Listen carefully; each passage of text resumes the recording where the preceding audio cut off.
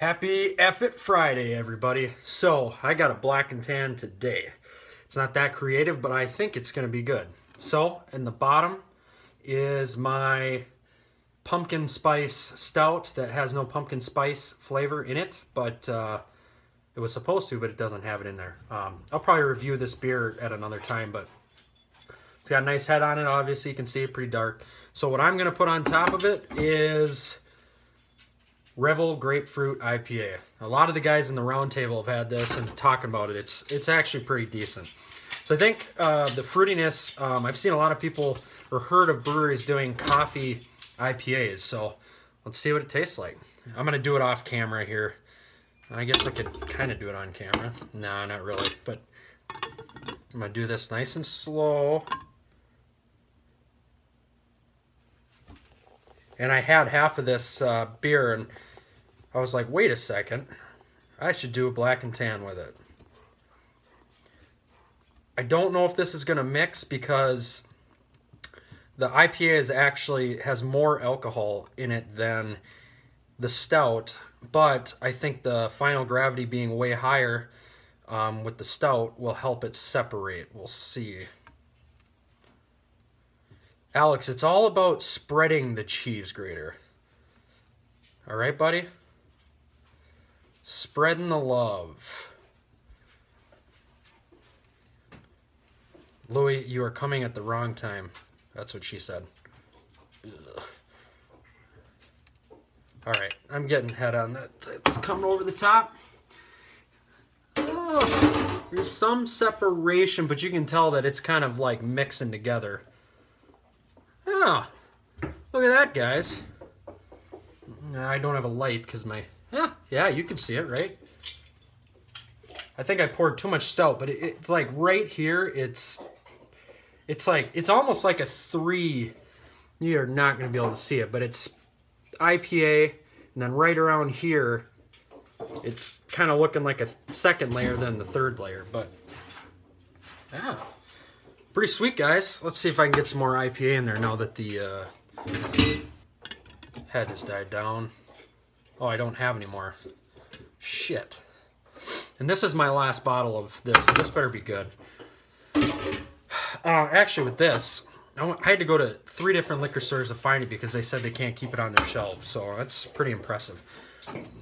So, there you go, guys. Yeah, it's black and tan.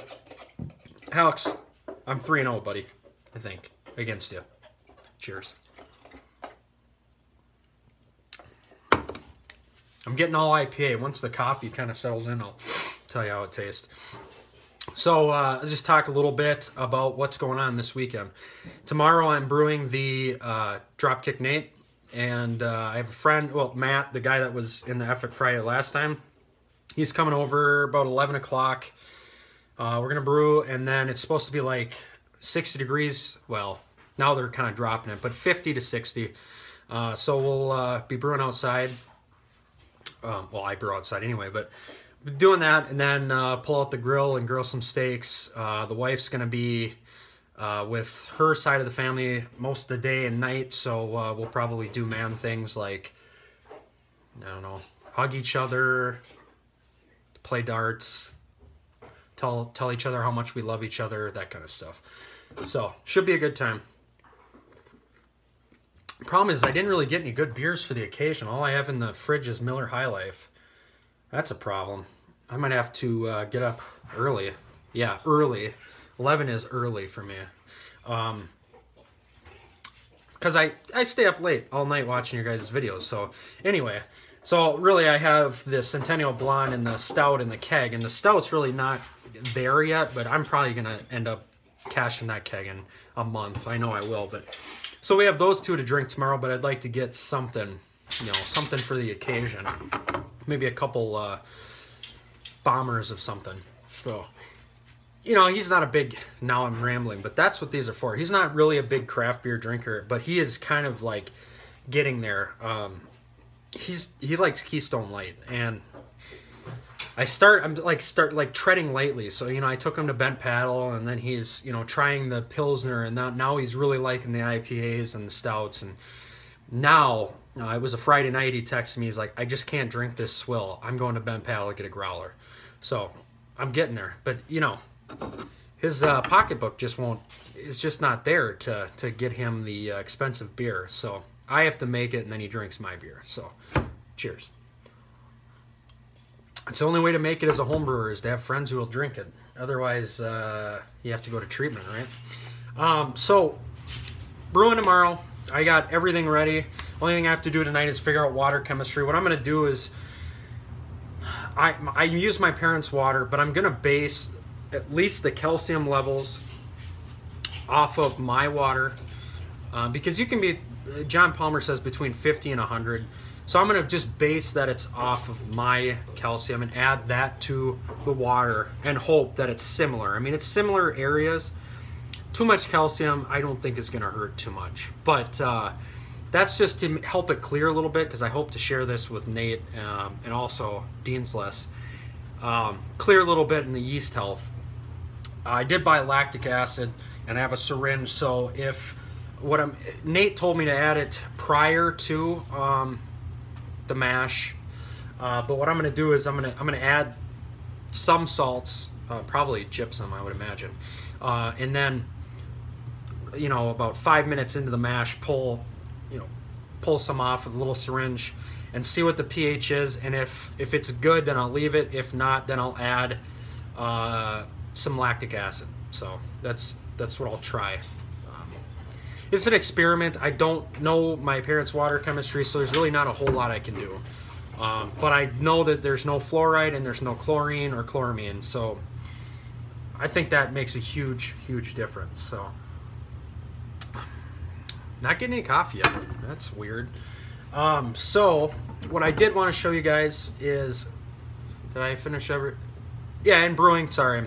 Brewing, I'm going to try to record it because I have a cameraman, but I'm not going to have a shaky cameraman. I'm going to try to have him use a, what do you call it, selfie stick, but pointed at me. We'll see how that goes. But yeah, should be a good time. I'll try to record it and show you guys some footage, but it's the same old thing, really, so whatever. But I did want to show you some beers that I picked up. I picked this up I picked this up Valentine's Day. This is the Bent Paddle Double Shot Double Black. It's barrel aged. They have a black ale. It's double everything. Well, you know, whatever. Imperial black ale. Barrel aged in oak barrels with vanilla beans and coffee added. I mean, I don't have a huge array of beers that I've tried, but I'm telling you, I mean, this thing has to be top 5 to top 3 that I've ever had in my life. I mean, this is their 1-year release, and they don't make very much. I mean, this was probably gone in a week from all the places up here. It was $25 a bottle. That's ridiculous, but they don't make a whole lot of it. And I think if they made a lot and they entered this in some, you know, big competitions, I'm telling you, it would have to place. I've had Abyss, obviously, and I place this way higher than Abyss. Some people that have had that may laugh at me, but I think it's way better. It's world class, and take that for what it's worth, because I'm not a reviewer. But Rich's World Beer Tour reviewed it, and we talked a little bit about it, and he agrees that it's up there. You can watch the video, and you can tell that he was awestruck at how good it is. So what I'm going to do with this is I'm going to leave it in the fridge until the baby's born. And I have a couple really good friends that once the baby's born and, you know, the craziness has settled down, we're going to sit down. I'm going to buy them three fancy cigars, and we're going to sit down, we're going to sip this and smoke some cigars, celebrate. So yeah, I want to drink this so bad, but a $25 bottle of stout, I got to, you know, have a special occasion. What more special of occasion than that? So I think that's pretty cool. So so that'll sit for a while. It's already aged like a year, so by the time July rolls around, it'll be close to 2 years or so. I mean, so should be in its prime. Another beer I got just to fill up space in the old camera here, is Anderson Valley Brewing Company Blood Orange Goes Orange Ale. Now, I've never had a Goes. Goes egg. I don't know how you pronounce it, but Josh Sikora was talking about him, or he made one and liked it, and I thought I'd try it. It was like a pick 6, you can tell. So I'll try that. I might try it on camera. I don't know. I mean, sour beers and me are not good friends. So, but these are supposed to have some, like, you know, salinity, and they're supposed to be, salinity a word? Saltiness, whatever. They're supposed to be pretty good. And good for the, you know, not crazy sour beer drinker. But, so I'll see if I review that on camera, but let's see if I can get some coffee out of this, guys.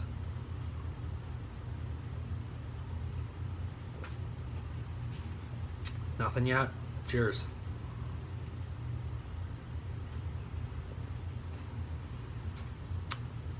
Just a little bit.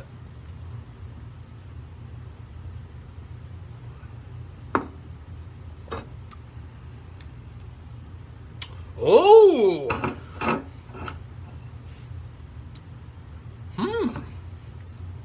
I spilled a little bit. Add applause sound effect here.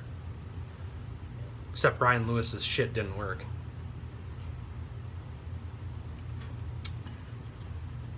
I don't know. I got mostly IPA and then a little bit of coffee, and then now it's just all the stout. So yeah, it's pretty good. I guess it separated more than I thought. I thought it really just mixed together. It'd be a failure. But as for this beer, guys, I'm running on 11 minutes here. I haven't made a long video in a while, so. So what I did with this is the coffee was added. It was coarsely ground Highlander grog. It was supposed to be French roast, but I really love Highlander grog. So I coarsely ground, I can't remember, it was 8 ounces or what it was, in the boil in flame out edition, and then, you know, cool it down. And so in the coffee aspect, I kind of liken it to like a green pepper aroma, but it's not like craziness. Like it's kind of coming into its own. But when I first kegged it, which was only 4 days ago, it really smelled green peppery to me. But a lot of people describe coffee as green peppery, but I think you'd have to use a different coffee. And I, you know, Tyler said that, and I agree. I think a different coffee would work a lot better. Probably, and then a different method would be the cold steep, or, you know, like cold brewed coffee, and then add it to the keg or the secondary. But what I do like about this is that when I drink a coffee beer, I like the aroma to hit big, and I like the flavor to be there, and I get the flavor, and I like the, like, not the astringency, but the bitterness and the roast of a coffee. You don't get that as much in a cold steeped edition. So I do like that. Some people might drink it and go, ugh, it's too bitter, but I'm a coffee drinker and that's what I like. So it has some of that character. But the coffee is a little green peppery, but I mean, it smells like coffee. Taste, there isn't the black malt astringency at all, or the dark malt or whatever. It's clean. The only thing, again, is I'm just not getting the malty character that I'd like. I just got to go higher in the mash, I think. Maybe my thermometer's off, but I calibrated a couple days ago and it was right on with ice and water. So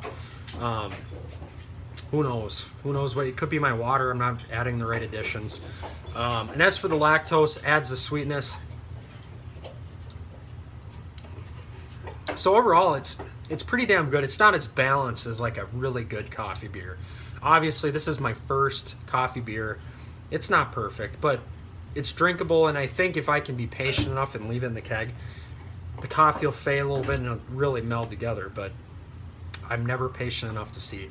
So Josh Sikora told me to bottle a couple and let them sit for 6 months and see how it ages. So that's probably what I'll do. And just let it sit. Oh, one last thing. So when God, this is long. When I was kegging this, I had just a little bit of my old milk stout that I'm really not that fond of. It was okay, but I just didn't really want to drink it. I wanted to keg this. So I had probably about a half a gallon left. And I was like, you know what? Why don't I try freeze distilling? So I got a milk gallon jug that I had down here and that I used to use for water, and sanitized it, and then I ran the rest of the beer off in the keg, or in the carton, and then I had the cap loosely on, and just every once in a while kept shaking it, you know, and then I'd off gas it, shake it, and after a couple of days I put it in the freezer, tasted it, and it was flat. Closed it, now it's up in my freezer, it's freezing. So I think tomorrow, I don't know how long it takes to melt, but I was thinking of just melting it right in a glass, and then me and Matt will try a freeze distilled milk stout, and we'll see how that is. It should, I don't know if, comment down below. So it's like a about 6% beer. Does it double it? So does it like turn it into a 12%? I don't know how that works, but I thought it'd be something interesting instead of dumping it down the drain. So that's really it.